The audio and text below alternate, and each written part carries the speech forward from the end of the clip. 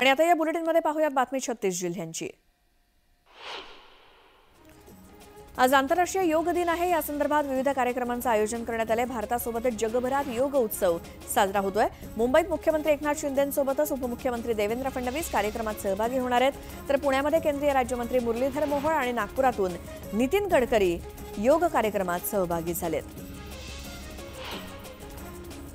11वीच्या in house अल्पसंख्याक आणि व्यवस्थापन कोट्यातील रिक्त जागांकरता 22 ते 26 जून दरम्यान प्रवेश प्रक्रिया राबवली जाणार आणि या कोट्यातील प्रवेशाकरता एक फेरी राबवण्यात आली। इयत्ता 4थी पर्यंतचे वर्ग सकाळी 9 नंतर भरवण्याबाबत राज्य सरकारच्या निर्णयाचं योग्य रीतीने पालन करण्यात यावं, अन्यथा शाळांवरती कारवाई करण्यात येईल असा इशारा मुंबई विभागीय शिक्षण उपसंचालकांनी दिलाय। तुळजाभवानी मंदिरासमोर असलेल्या अवैध पार्किंग आणि फेरीवाल्यांमुळे स्थानिक व्यापारी आणि पुजारी चांगलेच त्रासलेत। मंदिर संस्थांची पाहणी करण्यासाठी आलेल्या जिल्हाधिकाऱ्यांना रस्त्यातच अडवत व्यापाऱ्यांनी पार्किंगचा बंदोबस्त करण्याची मागणी केली। वादामुळे रखडलेल्या तुळजाभवानी मंदिर संस्थांचा विकास आराखड्याचा प्लॅन आता तयार करण्यात आलाय। जिल्हाधिकारी डॉक्टर सचिन ओंबासे यांनी पुजारी आणि प्रशासकीय अधिकाऱ्यांसमोर प्रस्तावित विकास आराखड्याच्या पीपीटी मॉडेलचं सादरीकरण केलं। यावेळी तक्रारी आणि बदल सुचवण्यासाठीचा अवधी देण्यात आलाय। दादरच्या रानडे रोड या भागामध्ये पार्किंगमध्ये उभ्या असलेल्या एका कारला भीषण आग लागली।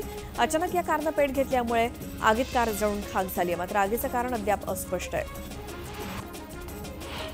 जळगावात पावसाच्या जोरासोबतच सोनं आणि चांदीच्या दरात सुद्धा वाढ झाली आहे। 2 दिवसात चांदीच्या दरात 2000 रुपयांची तर सोन्याच्या दरात 500 रुपयांची वाढ झाली आहे। मात्र दररोज भाव वाढतच असल्यामुळे ग्राहक भाव कमी होण्याच्या प्रतीक्षेत आहेत। पालघरमधील वाढवण इथे उभारण्यात येणाऱ्या देशातील सर्वात मोठ्या बंदराला केंद्रीय मंत्रिमंडळ बैठकीमध्ये मंजुरी मिळताच कामाच्या निविदा मागवण्याच्या हालचाली जेएनपीएनं सुरू केल्यात। त्यामुळे पुढील वर्षी पावसाळ्यानंतर बंदराच्या समुद्रातील कामाला सुरुवात होणार आहे। कोकण रेल्वेवरील प्रवासी संख्या, रेल्वे गाड्या आणि स्थानकांची संख्या वाढली आहे। मात्र कोकण रेल्वेचं दुहेरीकरण प्रलंबित असल्यामुळे कोकण रेल्वे प्रवाशांचा गैरसोयीचा प्रवास होतोय आणि प्रवाशांचा प्रवास सुरळीत आणि वेळेत होण्यासाठी कोकण रेल्वे प्रशासनाकडून टप्पा दुहेरीकरण करण्यावरती भर दिला गेलाय। टप्पा दुहेरीकरण करण्याबाबतचा प्राथमिक अहवाल रेल्वे मंडळाकडे सुपूर्द केलाय। पावसाळ्याच्या तोंडावर मुंबईतील खाद्यपदार्थांच्या गाड्यांवरती कारवाई सुरू करण्यात आली असून गुरुवारी दिवसभरात 392 ठिकाणी कारवाई करण्यात आली आणि या कारवाईतून स्वयंपाकाचे 129 गॅस सिलेंडर जप्त करण्यात आले। त्यासोबत 108 चारचाकी हातगाड्या जप्त करण्यात आल्या। वांद्रे पूर्व भागात सर्वाधिक कारवाई झाली आहे। पुणे रेल्वे स्थानकावरती रिक्षाचालक प्रवाशांकडून अवाजवी भाडं आकारत असल्याचे प्रकार वारंवार समोर येत आहेत। रिक्षाचालकांकडून सुरू असलेली ही लूट रोखावी अशी तक्रार रेल्वे प्रवाशांकडून केली जाते आणि अखेर प्रवाशांची फसवणूक होऊ नये यासाठी रेल्वे स्थानकावरील प्रीपेड बूथ लवकरच सुरू केले जाणार आहेत आणि ही सेवा मोबाईल उपाययोजनाद्वारे देण्याचा प्रस्ताव आहे। राज्यात मोसमी पावसाच्या वाटचालीसाठी पोषक हवामान असून पुढील 2 दिवसात मोसमी पाऊस महाराष्ट्र व्यापणार आहे। त्यामुळे पुढील 2 आठवडे पावसाचा जोर वाढणार असून सर्वदूर पाऊस पडण्याची शक्यता हवामान विभागानं वर्तवली आहे। मुंबईकरांना पाणीपुरवठा करणाऱ्या धरणाच्या पाणलोट क्षेत्रामध्ये अद्यापही समाधानकारक पाऊस पडलेला नाही। 7ही धरणांमध्ये एकूण 5.32% इतकाच पाणीसाठा शिल्लक आहे। धरण क्षेत्रात पावसानं ओढ दिल्यास मुंबईकरांना तीव्र पाणी टंचाईचा सामना करावा लागेल। तर काल 7ही धरणांमध्ये केवळ 162 मिलीमीटर पावसाची नोंद झाली। पावसाळ्यातील संभाव्य आपत्तींना तोंड देण्यासाठी कोकण रेल्वेनं पूर्वतयारी केली। सर्व यंत्रणा ठिकठिकाणी तैनात केल्यात। या काळात कोकण रेल्वे मार्गावरील सर्व गाड्या सुरळीत धावतील। विदर्भ आणि मराठवाड्यातील आत्महत्याग्रस्त 14 जिल्ह्यांमधील दारिद्र्य रेषेवरील शेतकऱ्यांना रेशनसाठी दरमहा 150 रुपयांऐवजी आता 170 रुपये बँक खात्यात टाकण्यात येणार आहेत। एकूण 32 लाख शेतकऱ्यांना याचा फायदा होणार आहे। पावसाळ्यात उद्भवणाऱ्या साथीच्या आजारांना रोखण्यासाठी मुंबई महापालिका योग्य ती खबरदारी घेतेय। यंदा मुंबईतील पुराच्या ठिकाणांवर कीटकनाशक विभाग नजर ठेवणार आहे। या भागातून फैलावणाऱ्या साथीच्या आजारांमध्ये लेप्टोच्या प्रसारास कारणीभूत ठरणाऱ्या उंदरांवरती पालिकेनं लक्ष केंद्रित केलंय। मुंबई शहर आणि उपनगरामध्ये मान्सून बऱ्यापैकी सक्रिय झाला असला तरी त्याची तीव्रता वाढलेली नाही। त्यात अधूनमधून सरी कोसळत असल्यामुळे तापमानात घट झाली आहे। मात्र आर्द्रता 80% आसपास कायम आहे। त्यामुळे एकीकडे मुंबईत पाऊस पडत असला तरी आर्द्रता कायम असल्यामुळे मुंबईकर घामाघूम होत आहेत। महाराष्ट्र भाजपच्या कोर कमिटीची महत्त्वाची बैठक होणार आहे. विधान परिषदेच्या 11 जागांच्या संदर्भात बैठकीत चर्चा होणार आहे. यावेळी बैठकीला उपमुख्यमंत्री देवेंद्र फडणवीस, प्रदेशाध्यक्ष चंद्रशेखर बावनकुळे, रावसाहेब दानवे आणि पंकजा मुंडेंसोबत कोर कमिटीतील सदस्य उपस्थित असतील. राष्ट्रवादी शरद पवारांच्या पक्षाच्या खासदारांची बैठक बोलावण्यात आली. यावेळी शरद पवार खासदारांना कानमंत्र देणार आहेत, तर विधानसभा निवडणुकीवर देखील चर्चा होण्याची शक्यता आहे. रत्नागिरी जिल्ह्यात पावसानं जोर धरलाय. जिल्ह्याला येलो अलर्ट देण्यात आलाय. 24 जूनपर्यंत येलो अलर्ट असेल. पावसाच्या आगमनामुळे बळीराजा मात्र सुखावलाय. शिवसेना नेते रामदास कदम यांनी अजित पवारांवरती काल केलेल्या वक्तव्यावरून नव्या वादाला तोंड फुटले आणि याच मुद्द्यावरून न्यूज 18 लोकमतनं शिवसेना नेते रामदास कदम यांना चर्चेसाठी आमंत्रित केलं होतं. यावेळी चर्चेसाठी राष्ट्रवादीचे मुख्य प्रवक्ते उमेश पाटील सुद्धा होते. मात्र यावेळी मिटकरींनी केलेल्या वक्तव्यावर बोलण्यास नकार देत रामदास कदम यांनी लाईव्ह कार्यक्रमातून थेट माईक काढला आणि ते निघून गेले.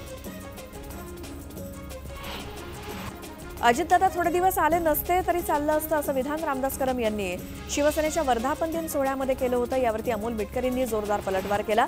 अजितदादा महायुतीमध्ये वेळेत आले म्हणून तुमची लंगोट वाचली, अन्यथा हिमालयात जावं लागलं असतं असा घणाघाती टोला अमोल मिटकरींनी लगावला.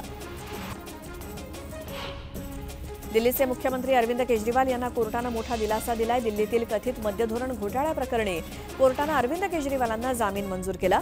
त्यामुळे अरविंद केजरीवालांची शुक्रवारी जेलमधून सुटका होण्याची शक्यता आहे. शरद पवारांनी पुन्हा एकदा मोदींवरती मिश्किल टीका केली. मागे एकदा मोदी बारामतीला आले तेव्हा त्यांनी माझं बोट धरून ते राजकारणात आले असं सांगितलं होतं, पण ते काय खरं नव्हतं असं पवार म्हणालेत. माझं आणि मोदींचं काय भांडण नाही, पण त्यांचं धोरण चुकीचं आहे म्हणून विरोध करतो असं पवार म्हणालेत. दरम्यान सुप्रिया सुळे मोदींपेक्षा जास्त मतांनी निवडून आल्यात असं म्हणत त्यांनी बारामतीकरांचे आभार मानले. लोणी भापकर गावामध्ये सभा सुरू असताना कार्यकर्त्यांनी शरद पवारांसमोरच योगेंद्र पवारांना आमदारकीचं तिकीट देण्याची मागणी केली. गावात भावी आमदार म्हणून योगेंद्र पवारांचे बॅनर्स लावलेत. पवारांसमोर अशी मागणी केल्यावर तुम्ही लोक मला सुरुवातीलाच अडचणीत आणणार असा मिश्किल टोला योगेंद्र पवार यांनी लगावला. आगामी विधानसभा निवडणुकीत बारामतीतून काका पुतण्या थेट यांची लढत असणार असल्याची शक्यता वर्तवली जाते. यावरून खुद्द योगेंद्र पवार यांनी प्रतिक्रिया दिली. शरद पवारांसोबत मी अनेक दौरे केले, साहेबांबरोबर खूप फिरलोय. कार्यकर्त्यांचा उत्साह असल्यामुळे ही मागणी होत असल्याचं त्यांनी म्हटलं. काहीही करा पण जमीन विकू नका असा सल्ला शरद पवार यांनी बारामतीच्या शेतकऱ्यांना दिला. पुणेकर आणि मुंबईकर येतील पण जमीन तर आपली आहे. कुणी एजंट गावात येत असेल तर त्याला गावात येऊ देऊ नका असं आवाहन शरद पवारांनी केलं. लोकसभा निवडणुकीत कार्यकर्त्यांना धमकावल्याचे आरोप खोटे असून रोहित पवारांकडे पुरावे असतील तर त्यांनी आम्हाला द्यावेत असं म्हणत सूरज चव्हाण यांनी रोहित पवारांचे आरोप फेटाळले. रोहित पवारांची लांडगा आला रे आला अशी अवस्था झाली असून ते रोज पुढ्या सोडण्याचं काम करतात. हेडलाईन बनण्यासाठी रोहित पवारांनी खोटी वक्तव्य करू नयेत अशा शब्दात सूरज चव्हाणांनी रोहित पवारांना टोला लगावला. सोलापूरच्या नवनिर्वाचित खासदार प्रणिती शिंदे यांनी पालकमंत्री चंद्रकांत पाटील यांचा चंपा असा उल्लेख केल्याचं कॅमेऱ्यात कैद झालं. दक्षिण सोलापुरातील कंदल गावामध्ये एका कार्यक्रमाला पोहोचण्यास त्यांना उशीर झाला. यावेळी उशीर का झाला हे सांगताना त्यांनी पालकमंत्र्यांचं नाव न घेता केवळ लिपसिंग केल्याचं दिसून आलं. सोलापुरात आता काँग्रेसचा खासदार झालेला आहे. सोलापूरकरांना शेतकऱ्यांना भाजपनं त्रास दिला, आता आपला खासदार झालाय त्यामुळे आता त्रास सहन करायचा नाही. ही वेळ त्रास सहन करण्याची नाही तर त्रास देण्याची आहे असा टोला लगावत प्रणिती शिंदे यांनी भाजपचा पुन्हा एकदा समाचार घेतला. मुख्यमंत्र्यांनी 2 वर्षात काय काम केलं असा सवाल विचारत अंबादास दानवे यांनी मुख्यमंत्री एकनाथ शिंदेंवरती निशाणा साधला. भाजपची मदत नसती तर कल्याण ठाणे सोडून एकही जागा जिंकता आली नसती असा टोला दानवेंनी मुख्यमंत्री शिंदेंना लगावला. उद्धव ठाकरे लवकरच कोकणातून विधानसभेचं रणशिंग फुंकणार आहेत. यावेळी ते कोकणात येणार असून हिंमत असेल तर त्यांना अडवून दाखवा असं आव्हान वैभव नाईक यांनी नितेश राणेंना दिलं. तर निवडणुकीच्या शेवटच्या 2 ते 3 दिवसात राणेंकडून झालेला पैसे वाटपाचा प्रकार रोखू न शकल्यानं नाईक यांनी विनायक राऊत यांची माफी मागितली. अहमदनगर दक्षिण लोकसभा मतदारसंघात सूर्य विखेंकडून फेरमतमोजणीसाठी निवडणूक आयोगाकडे अर्ज दाखल करण्यात आलाय. 40 बूथवरील व्हीव्हीपॅटची फेरमोजणी करण्याची मागणी त्यांनी केली. कार्यकर्त्यांच्या मागणीवरून आपण हा अर्ज केल्याचं सूर्य विखेंचं म्हणणं आहे. खासदार सुप्रिया सुळे यांनी पंढरपुरात जाऊन विठुरायाचं दर्शन घेतलं. निवडणुकीनंतर सुप्रिया सुळे पहिल्यांदाच पंढरपुरात दर्शनासाठी गेल्या. यावेळी त्यांनी मंदिर परिसरात सुरू असलेल्या कामांबाबत माहिती घेतली. राष्ट्रवादी काँग्रेस शरदचंद्र पवार गटाचे महाराष्ट्र सरचिटणीस आणि कोकण प्रभारी प्रशांत पाटील यांचं अल्पशा आजारानं निधन झालं. अस्वस्थ वाटू लागल्यानं त्यांना बुधवारी नेरूळच्या अपोलो रुग्णालयात दाखल करण्यात आलं होतं. तिथे त्यांची प्राणज्योत मालवली.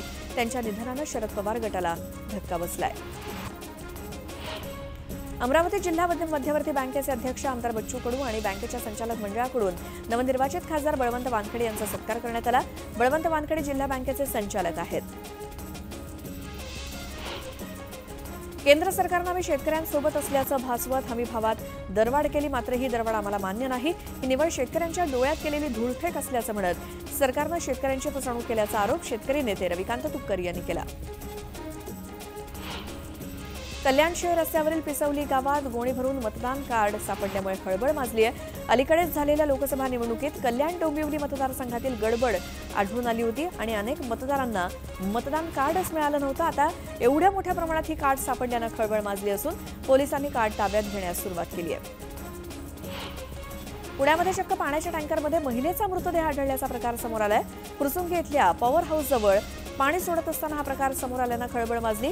कौशल्या चव्हाण असं या महिलेचं नाव असून ती हरवल्याची तक्रार कोंढवा पोलीस ठाण्यामध्ये दाखल करण्यात आली होती. या प्रकरणी पोलीस अधिक तपास करतायत. जळगावातील जिल्हाधिकारी कार्यालयात राष्ट्रीय चर्मकार महासंघातर्फे जोरदार घोषणाबाजी करत निदर्शनं करण्यात आली. दलित विद्यार्थ्यांना शासनाकडून देण्यात येणाऱ्या शिष्यवृत्तीसाठी समान धोरण नावाखाली घातलेल्या जाचक अटी शिथिल करण्याची मागणी करत हे आंदोलन करण्यात आलं. वर्धा जिल्ह्यामध्ये रबी हंगामात देवळी तालुक्यात गारपीट होऊन शेतकऱ्यांचं प्रचंड नुकसान झालं होतं. मात्र अद्याप शेतकऱ्यांना नुकसान भरपाई मिळालीच नाही. या विरोधात युवा संघर्ष समितीनं देवळी तहसील कार्यालयासमोर ठिय्या आंदोलन करून सरकारचं लक्ष वेधलं. शासनानं तत्काळ नुकसान भरपाई द्यावी अशी मागणी यावेळी करण्यात आली. शेतकऱ्यांच्या विविध मागण्यांसाठी लातूरात शेतकरी संघटनांनी निलंगा उदगीर राज्यमार्गावरती रास्तारोको आंदोलन केलं. जवळपास 1 तास चाललेल्या या आंदोलनामुळे वाहतूक विस्कळीत झाली होती आणि पीक कर्जाचा व्याज परतावा मिळावा, पीक विमा आणि अनुदान मंजूर करून शेतकऱ्यांच्या खात्यात ते जमा व्हावं किंवा करण्यात यावं अशा मागण्या करण्यात आल्या. कोल्हापूरच्या विनस कॉर्नर परिसरामध्ये तुफान राडा झाला. एसटी चालकाला खासगी वाहन चालकानं बेदम मारहाण केली. हातात लोखंडी रॉड घेऊन संबंधित चालकानं एसटीचं मोठं नुकसान केलं. या घटनेमुळे परिसरात तणाव निर्माण झाला असून भर पावसातील या हाणामारीचा व्हिडिओ सध्या सोशल मीडियात व्हायरल होतोय. मुंबई-पुणे एक्सप्रेसवेवरती खंडाळा बोगद्याजवळ कारनं पेट घेतल्याचं दिसून आलं. मुंबईहून पुण्याच्या दिशेने येणाऱ्या लेनवरती ही घटना घडली. कारमधील प्रवाशांचा जीव वाचलाय. अकोल्याच्या पातूर तालुक्यातील बाळापूर वेशीजवळच्या नवीन पुलाखाली नदीत अर्भक सापडल्यानं खळबळ माजली. पातूर पोलिसांकडून तपास केला जातोय. जालना शहरातील औद्योगिक वसाहतील परप्रांतीय कामगाराला भरधाव ट्रेलरनं धडक दिली. या अपघातात कामगाराचा जागीच मृत्यू झालाय.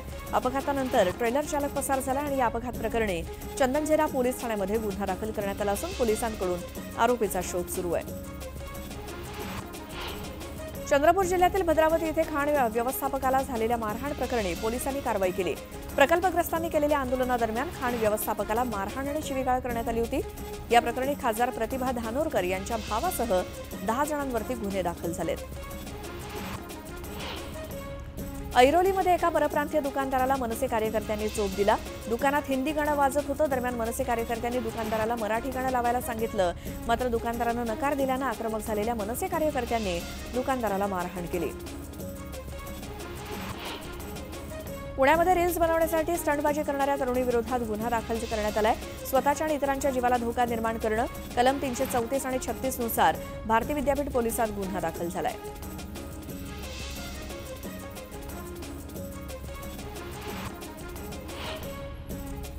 आणि या बातम्यांसोबतच इथे वेळ झाली एका छोट्याशा ब्रेकची.